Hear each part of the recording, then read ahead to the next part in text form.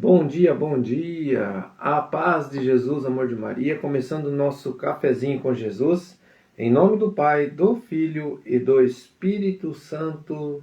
Amém. Senhor, louvo-te por sua grandeza, louvo por sua bondade, onde reconheço e conheço através do que é bom, encontrar somente em ti o verdadeiro sentido do amor. Deus meu Deus, eu te adoro, eu me entrego ao seu querer, consagro a minha vida toda, minha casa, minha família, tudo que tenho, Senhor. Ao seu comando inclino todo o meu agir, o meu proceder.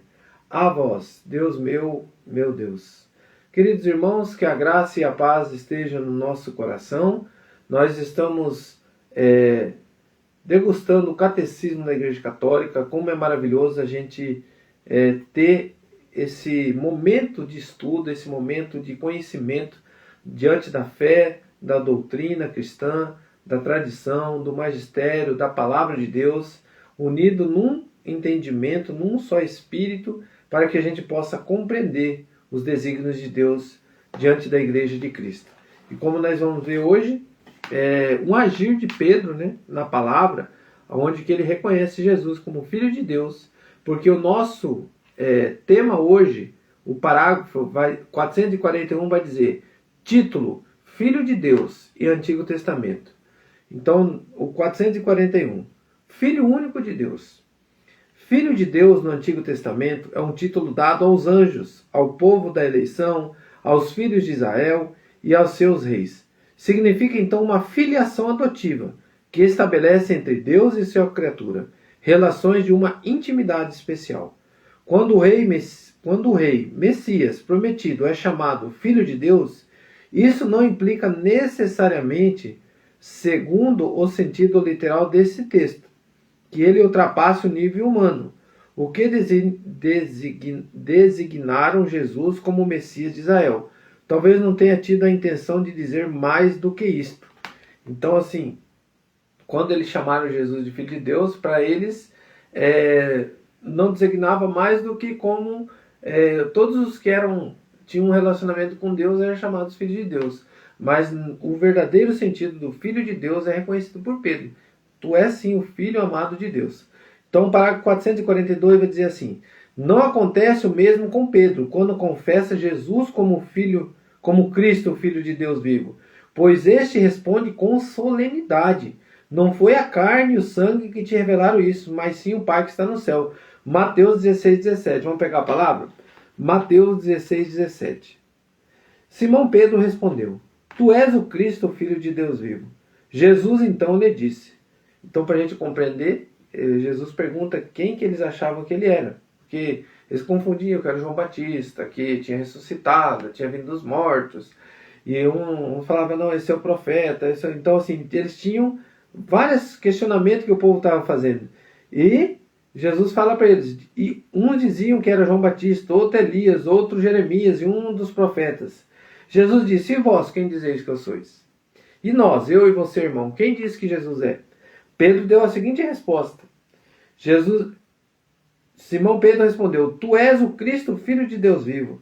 Jesus então lhe disse, feliz és Simão, filho de Jonas, porque não foi a carne nem o sangue que te revelou isto, mas meu Pai que está no céu. E eu te declaro, tu és Pedro, e sobre esta pedra edificarei a minha igreja. Então Jesus deixa bem claro aqui, edificarei a minha igreja. Então ele não diz assim, edificarei as minhas igrejas. Então a igreja católica, apostólica, romana é essa igreja de Cristo. Então, que a gente possa entender, é a minha igreja. Então quer dizer que todas as igrejas que foram formadas depois se denominam igrejas de Cristo.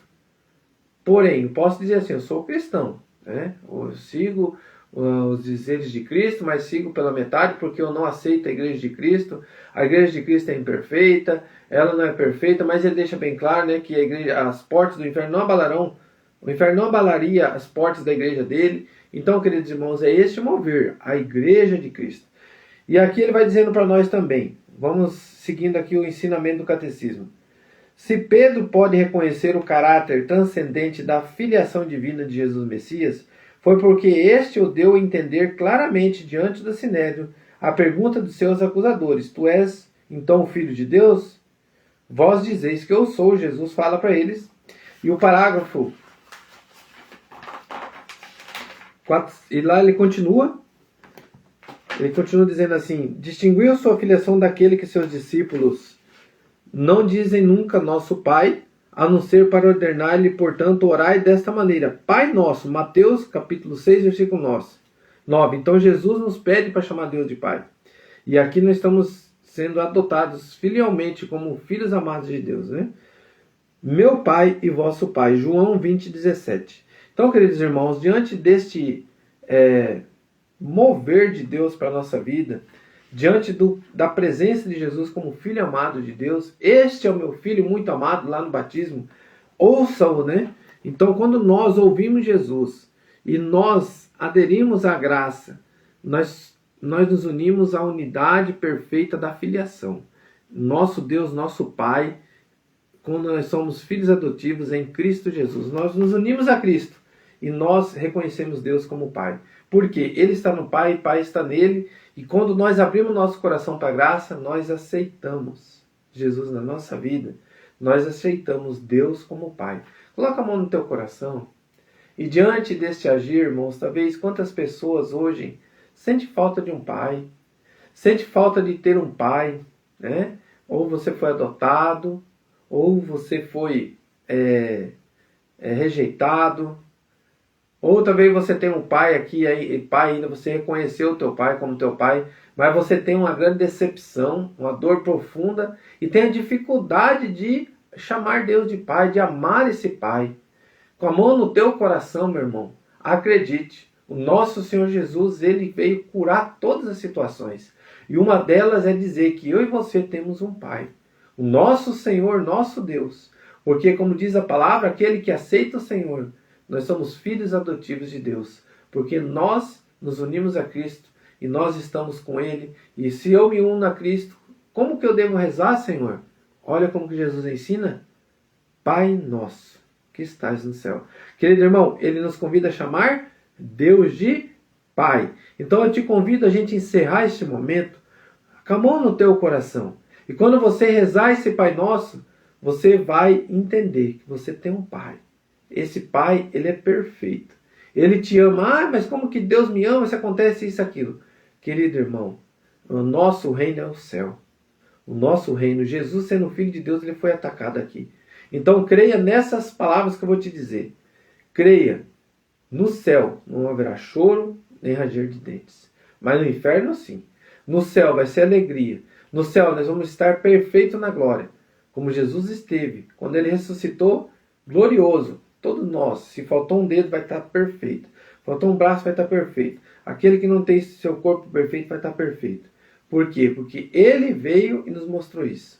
Então, querido irmão, com a palavra de Deus, crendo em Jesus Cristo, confiante na presença dEle, deixe Deus ser teu Pai. Deixe Ele te cuidar com as tuas imperfeições, com as tuas dificuldades, com as tuas impurezas. Mas quando eu deixo Deus me cuidar, Ele vai me limpando. Ele vai me purificando. E quando eu vou me unindo a Ele, eu vou vivendo o amor. Eu vou me libertando das murmurações, vou me libertando da dor, vou me libertando do pecado, vou me libertando de todas as situações malignas. E vou deixando Deus agir no meu coração. Rezemos. Pai nosso que estais no céu, santificado seja o vosso nome. Venha a nós o vosso reino, seja feita a vossa vontade, assim na terra como no céu. O pão nosso de cada dia nos dai hoje. Perdoai as nossas ofensas, assim como nós perdoamos a quem nos tem ofendido. E não nos deixeis cair em tentação, mas livrai-nos do mal. Amém. Em nome do Pai, do Filho e do Espírito Santo. Amém. Grande abraço, irmãos. Que Deus abençoe.